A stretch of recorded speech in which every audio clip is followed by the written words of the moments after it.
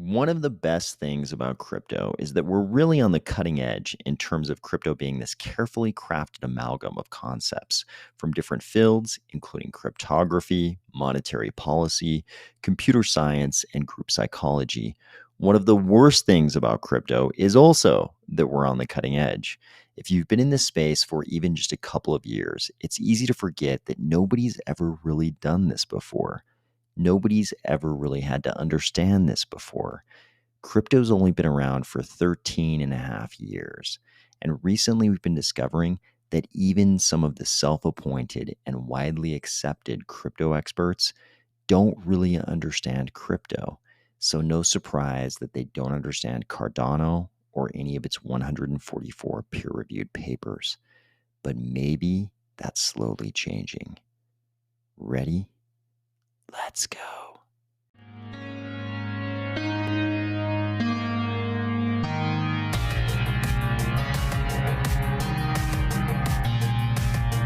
Today, we are going to discuss a recent thread from a popular Bitcoin expert commenting on Cardano's Ouroboros, a new interview with Duncan Coutts on what Cardano has coming next, a possible solution to the Spacebudz art problem, and signs of new awareness in crypto regarding just how big Cardano really is. If the only time you ever sharpen your knives is for dramatic effect when dinner guests come over the entire time delivering a diatribe about the dangers of dull knives, or if you're finding value in these videos each weekday, please consider delegating to the Army of Spies stake pool, ticker AOS.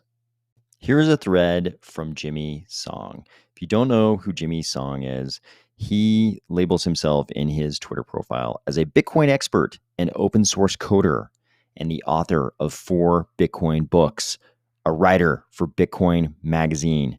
So don't you dare question anything he says about crypto. He has 307.1 thousand followers. Don't you dare question him.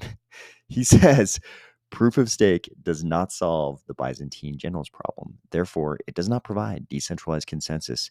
If you didn't understand this tweet, then you are completely unqualified to make any claims about proof of stake. He's even wearing a cowboy hat. That means he is some kind of maverick firebrand. Not only is he an expert on Bitcoin, he's a maverick firebrand living on the edge, the outskirts of society, doing Bitcoin things. Don't you dare question him about crypto.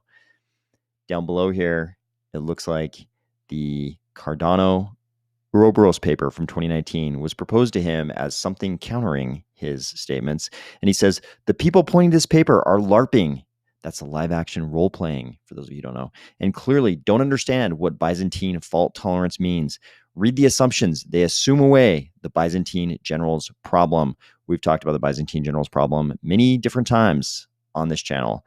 What he's saying with this, if you don't know what LARP, if you still don't know what LARPing is, he's saying that people are pretending to be crypto experts, are pretending to understand crypto, and they obviously don't understand the Byzantine generals problem if they think that the 2019 Ouroboros paper explains how proof of stake does exactly what he says it's not doing. But if we look at this section he's quoting here, it says,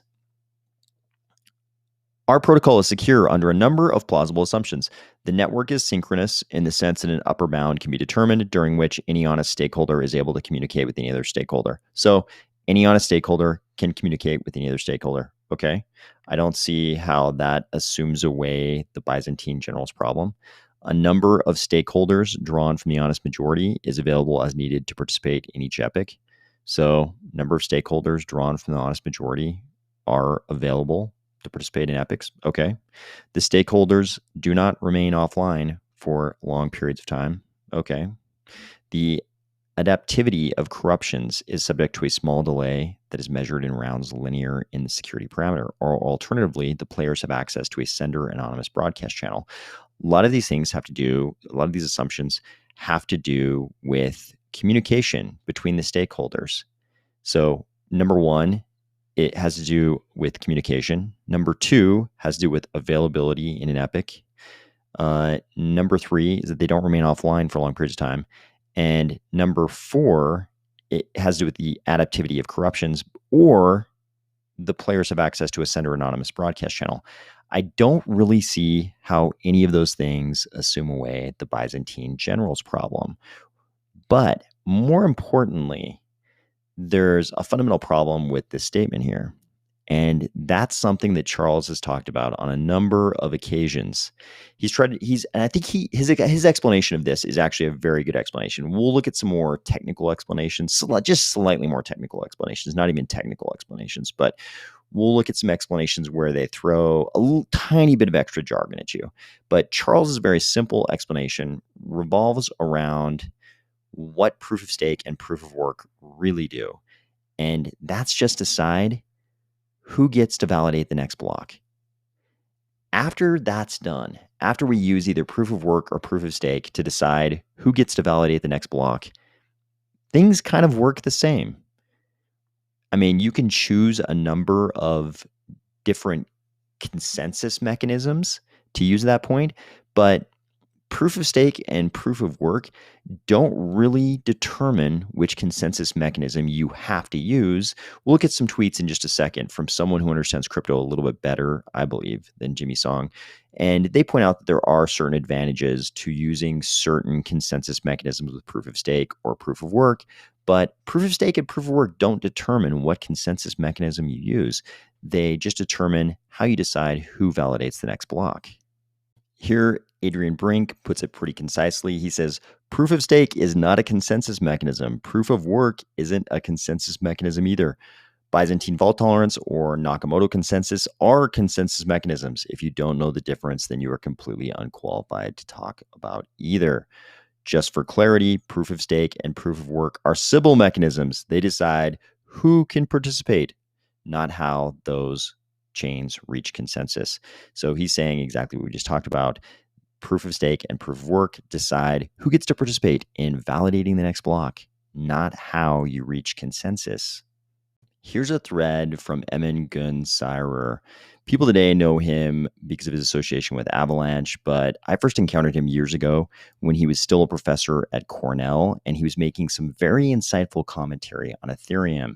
He points out proof of stake isn't a consensus algorithm. I think I was the first person to publicly point this out years ago. Anyone who doesn't understand this should, in Jimmy's words, stay out of the discussion. And he's quoting, of course, Jimmy's tweet here. And then he links the exact thread from June of 2018, where he explained this years ago. Back in 2018, he said, okay, there's a terribly wrong framework emerging around consensus protocols. People think that proof of work and proof of stake are consensus protocols and that they are the only two consensus protocols out there. This is false. Let me explain. Proof of work and proof of stake are Sybil control mechanisms. Proof of stake doesn't achieve consensus by itself. It has to be coupled with a protocol, and then he names a bunch of consensus protocols to make decisions. Proof of work by itself isn't a consensus mechanism. In BTC and BCH, Bitcoin and Bitcoin Cash, it works with the heaviest, longest chain selection rule to achieve consensus. Proof of work by itself can be used to thwart spam, as originally proposed by Dwork and Nauer. Proof of work doesn't get you agreement. It gets you rate limiting. There are many consensus protocols, mechanisms in a parenthetical, and there are many Sybil control mechanisms. These two kinds of mechanisms are distinct and separate. A system or coin will end up combining one with the other. Of course, not all combos make sense, but many combos are possible. And he explains you could use Avalanche, of course, the protocol that's used in Avalanche, either with proof of work or proof of stake if you wanted to. One could use a proof of stake coin, which had in it a proof of work mechanism to make sure that a rogue but staked actor does not flood the network layer. That has shades of what we would call Minotaur in Cardano. The big design decisions in coins aren't between proof of work versus proof of stake. They're between the consensus protocols themselves as they determine performance, scale, energy, expenditure, and security. This concludes today's micro lecture. I hope it clarifies the discourse around coins and avoids confounding mechanisms that are independent. Given that thread, he said, Jimmy, do some reading. All of your arguments, such as they are, have been debunked already. And it turns out they were debunked about a half decade ago. This isn't new information. People did not go easy on Jimmy. This poster said, this is like trying to pick a fight at a bar by calling whales the worst fish. This poster included a cheat sheet for poor Jimmy so that he could understand the error of his ways. For his part, I think Charles summed it up nicely, saying the level of stupid here is beyond explanation.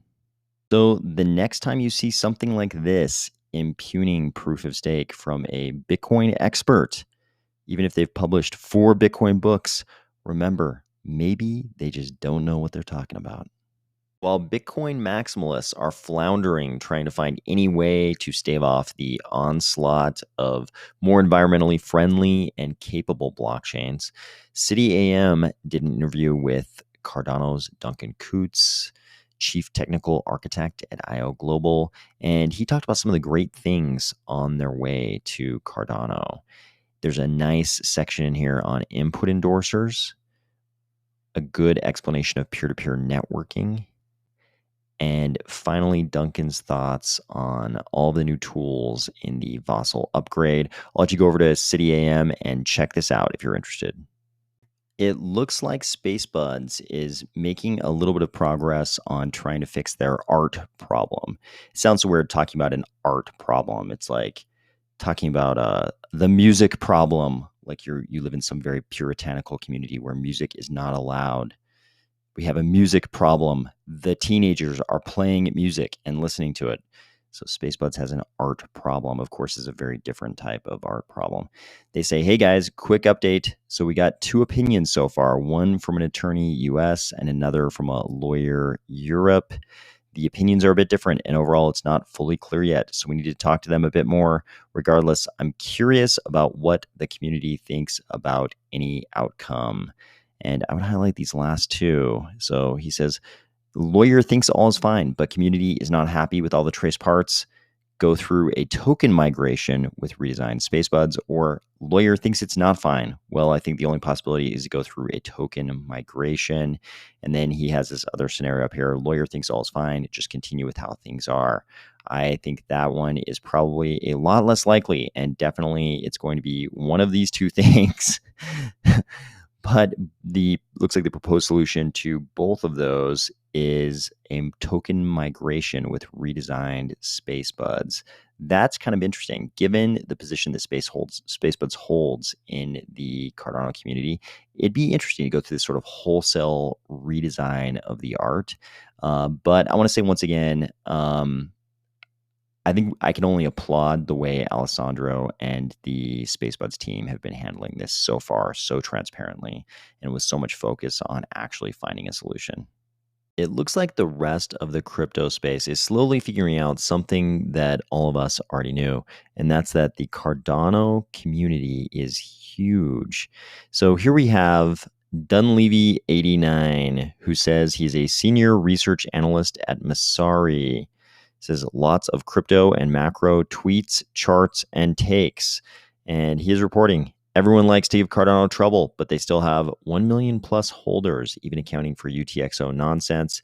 If the Vossel hard fork, now on testnet, enables scaling / a functioning ecosystem beyond payments, they have a monetizable user base bigger than almost anyone. And he says at the bottom, no, I don't hold any ADA. So here we have a Messari guy who doesn't hold any ADA, and he's taken a look at this chart, which shows some important things.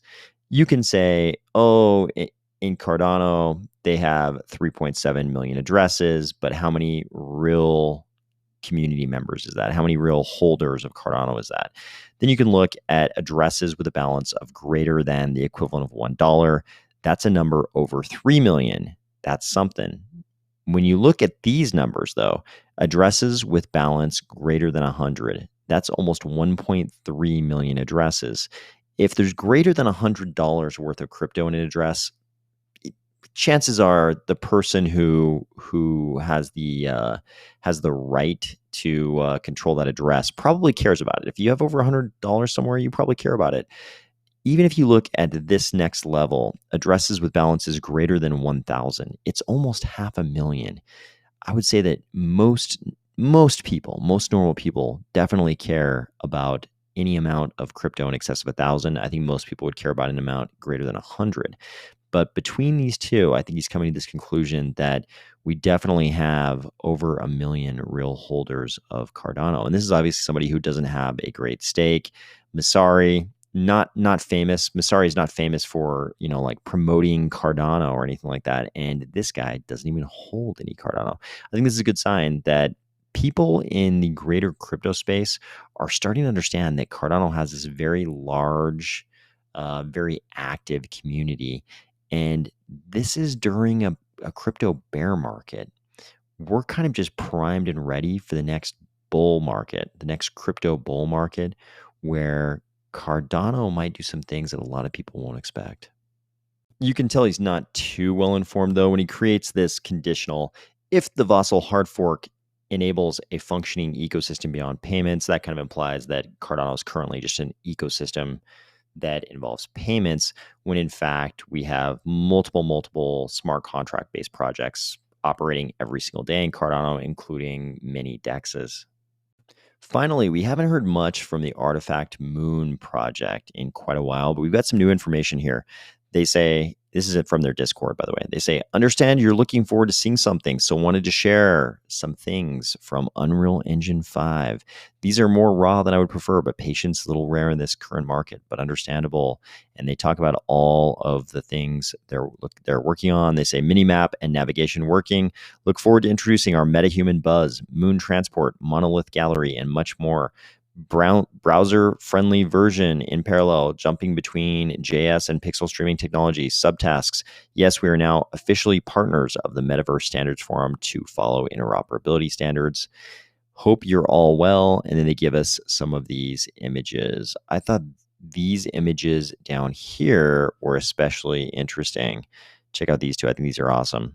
A little tiny astronaut walking around on the surface of the moon.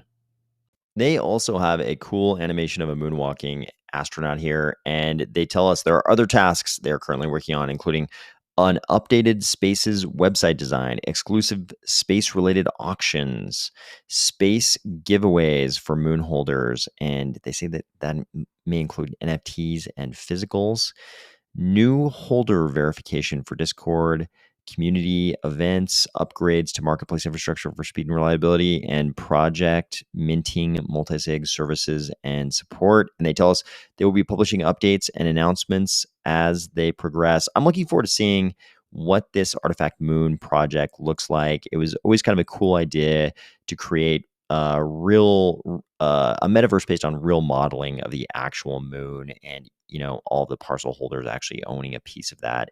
And I think we've been told all along too that the parcels are quite huge. So I'm really looking forward to the day when we can get an idea of exactly what our parcels are going to look like from the perspective of our little avatars wandering around on the moon. I hope you're having a great week, and I will talk to you tomorrow.